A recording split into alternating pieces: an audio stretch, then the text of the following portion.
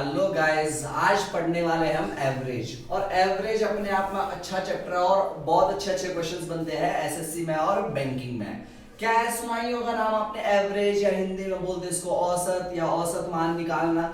होता क्या है ये एवरेज? एक्चुअली एवरेज एक ऐसी चीज है कि कोई डिफरेंट डिफरेंट नंबरों का एक मिडिल नंबर या मिडिल के नियर आसपास वैल्यू को हमें देता है। सपोज एग्जाम से समझ लो, आपको एक एग्जाम है आपका, मान लो 10th का या +1 या +2 का, 11th का कोई एग्जाम है। इसके अंदर 5 सब्जेक्ट आपके पास, मैं 5 सब्जेक्ट दे रहा हूँ, physics, chemistry, maths, English and computer. इस पे आपके अलग अलग मार्क्स आ रहे हैं। मान लो फिजिक्स में आ गए 70, केमिस्ट्री में आए 50 एंड कंप्यूटर में आ गया आपके पास 35, 80 एंड 85, 4 या 85 के आसपास ले लो आप, ठीक है। इस तरह आपके मार्क्स आए, तो अब आप इंडिविजुअली ऐसे तो नहीं बोलोगे कि मेरे इसमें इतने मार्क्स है, मेरे इसमें इतने मार्क्स है। ओवरऑल एक एवरेज वैल्यू बताओगे ना, तो एवरेज वैल्यू आप ना तो लोएस्ट वैल्यू बताओगे ना तो लार्जेस्ट वैल्यू बताओगे। जैसे कि इंग्लिश में आपके लार्जेस्ट मार्क्स है और केमिस्ट्री में आपके सबसे कम मार्क्स है, तो एक आप मिडिल वैल्यू बताओगे। उसको कैसे सॉल्व करोगे? देखो यहाँ पे तो एवरेज को कैसे निकालने का तरीका होता है, एक ही फॉर्मूला है, बस यहीं से ही मैक्सिमम प्रॉब्लम्स आते हैं। एवरेज इक्वल्स होता है सम ऑफ ऑल मैग्नीट्यूड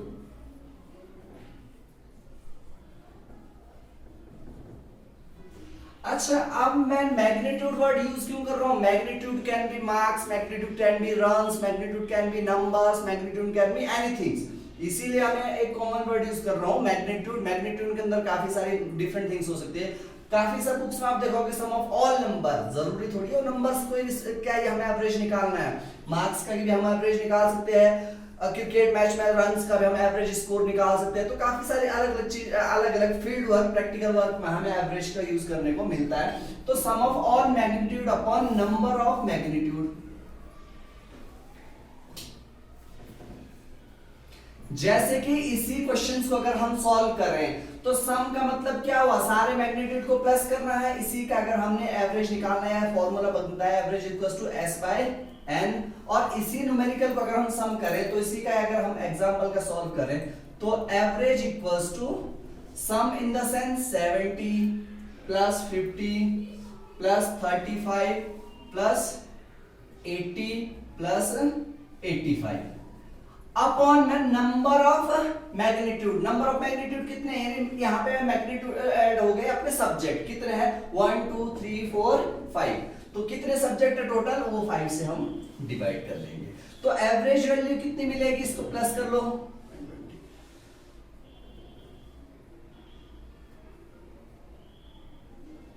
35 एंड 85, 0 1 16 2, ये आ रहा आपका 222 डिवाइडेड बाई 5। इसको सॉल्व करोगे 5 4 जा 20, 5 4 जा 20, तो ये आ रहा है यहाँ पे 44 मार्क्स। तो 44 मार्क्स का मतलब ये हुआ ना तो लोएस्ट वैल्यू है ना ही लार्जेस्ट वैल्यू है, ये आ गई आपकी एवरेज वैल्यू। एवरेज वैल्यू यानी मिडिल के नियर के आसपास आपके पास वैल्यू मिल चुकी है। अब इसमें प्रॉब्लम्स कहां कहां आते हैं और क्वेश्चंस किस तरह के बनते हैं, या इसको मीन्स भी बोलते हैं। इसी तरह का एक हम अच्छा खासा न्यूमेरिकल करेंगे जिसके अंदर ये प्रीवियस ईयर में पूछे गए क्वेश्चंस है, और इस तरीके से अब क्वेश्चंस कैसे लेवल का बनता वो मैं थोड़ा बहुत हिंट दूंगा कि किस तरह का यहाँ से क्वेश्चंस बनता है और कैसे क्वेश्चंस बनते हैं। जैसे कि मैंने ऊपर दिख रहा होगा आपके क्वेश्चन लिखा हुआ है, इन अ फर्स्ट 10 ओवर्स कोई वनडे मैच, क्रिकेट मैच है, उससे रिलेटेड डिस्कशन करेंगे। यहाँ पे प्रॉब्लम आ सकता है, क्रिकेट मैच का प्रॉब्लम डाल सकता है, मार्क्स से रिलेटेड डाल सकता है, या आपके पास वोटिंग, अब या कोई इलेक्शन हो रहा है वहां पे वोट का एवरेज निकालने को बोल सकता है, या कोई और कुछ थिंग्स है, या कोई मिक्सचर एंड एलिगेशन में एवरेज डाल सकता है, और डाटा इंटरप्रिटेशंस पे एवरेज का सेपरेट क्वेश्चंस आता है, वहां पे इन्वॉल्व कर सकता है। तो और जो एप्टीट्यूड चैप्टर्स है उनके अंदर भी एवरेज को इंक्लूड करेगा। प्रॉफिट एंड लॉस के अंदर इंक्लूड कर सकता है, इंटरेस्ट के अंदर इंक्लूड कर सकता है, या आपके मेंसुरेशन के अंदर एवरेज को इंक्लूड कर सकता है। तो इसी तरह का एक प्रॉब्लम बताने वाला हूं मैं जो है क्रिकेट मैच से related. In a first 10 overs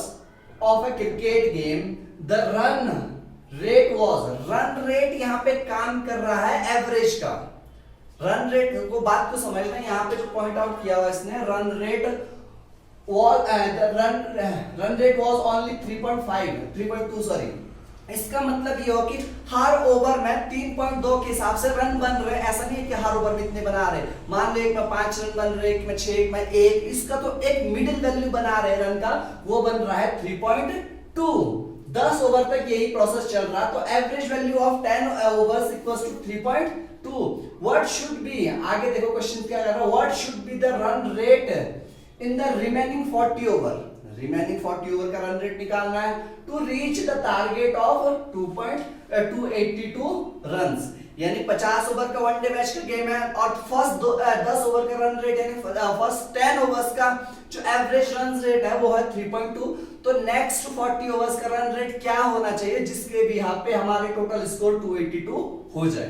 तो देखो कैसे सॉल्व करोगे, तो आपके पास n की वैल्यू कितनी है, 50 है, तो 50 n को दो तरीके से डिस्ट्रीब्यूट किया हुआ है। ये जो n is number of terms, तो नंबर ऑफ टर्म्स में यहाँ आया number of magnitude, number of magnitude में यहाँ शो कर रहा है ओवर्स, तो ओवर टोटल कितने हमारे पास 50, एक हो गया 10 ओवर्स का, एक हो गया 40, तो 10 ओवर के अंदर यानी n1 और ये ले लिया मैंने n2, तो n2 के अंदर इसकी a1 की वैल्यू कितना दे रहा है, a1 की वैल्यू दे रहा है हमारे पास 3.2, तो यहाँ पे s1 निकालो, यानी तो 10 ओवर के अंदर टोटल रन बनाए वो कितने बनाए, ये चीज करनी है आपको।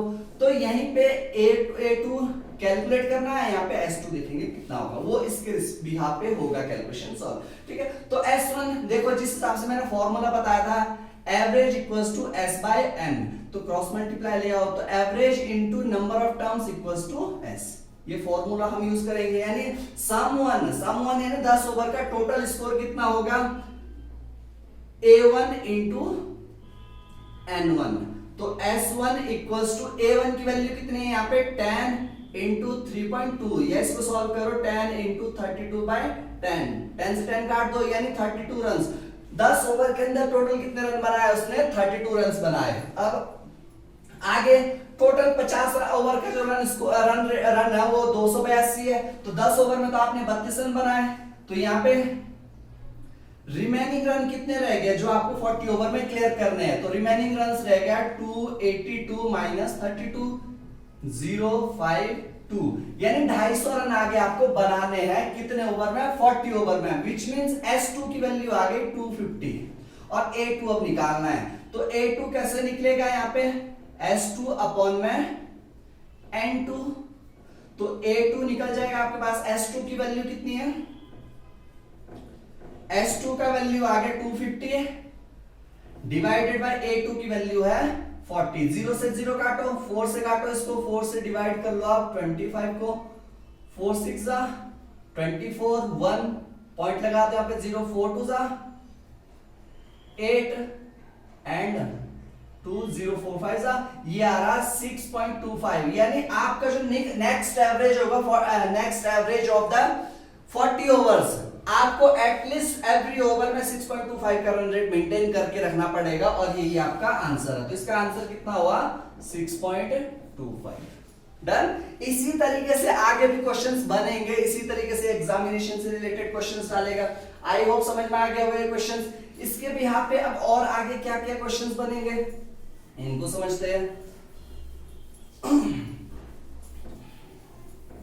इसी तरीके से एक क्वेश्चन मैं हिंट दूंगा आपको, बाकी आपको प्रॉपर लेक्चर में मिल पाएंगे, और एक 10-15 मिनट की वीडियो के अंदर मैं ज्यादा न्यूमेरिकल्स नहीं सॉल्व करवा सकता, बट ये है कि मैं आपको सोचने पे मजबूर करवा सकता हूं कि आपको किस किस तरह के क्वेश्चंस को पढ़ना है, किस किस क्वेश्चंस को ज्यादा इंपॉर्टेंस देनी है। जैसे कि ये हो सकता है कि the average weight of 40 student in a class is 45 kg. If teacher's weight is included, their average weight increased by 0.5 kg. Then what was the weight of teacher? ऐसा क्वेश्चन आता है, या क्वेश्चन इस तरीके से बनता है कि the average weight of 15 student in a class is 40 kg and 2 new student included the class and the average weight reduced by 1 kg. What was the average weight of these two students? इस तरीके से problems बनते हैं। और भी बहुत सारे problems है, वो आपको प्रॉपर क्लास में मिल पाएगा। अगर आप चाहते हो कि क्लास प्रॉपर चाहिए आपको इस तरीके से और भी इंटरेस्टिंग क्वेश्चंस पढ़ना चाहोगे, तो इसके लिए आपको प्रॉपर पोर्टल पे आना पड़ेगा। वो ऑनलाइन का हो गया या ऑफलाइन का हो गया। अगर ऑनलाइन भी चाहते हो आप इंडिविजुअल ट्रिक्स बताना, तो कमेंट में हमें बताइए कि आपको किस तरह के क्वेश्चंस चाहिए, वो हम आपकी रिक्वायरमेंट को फुलफिल करने की कोशिश करेंगे। और हो सकता है कि हर वीडियो में 1-2 क्वेश्चन इस तरीके से बनाना शुरू करूंगा मैं। Thank you.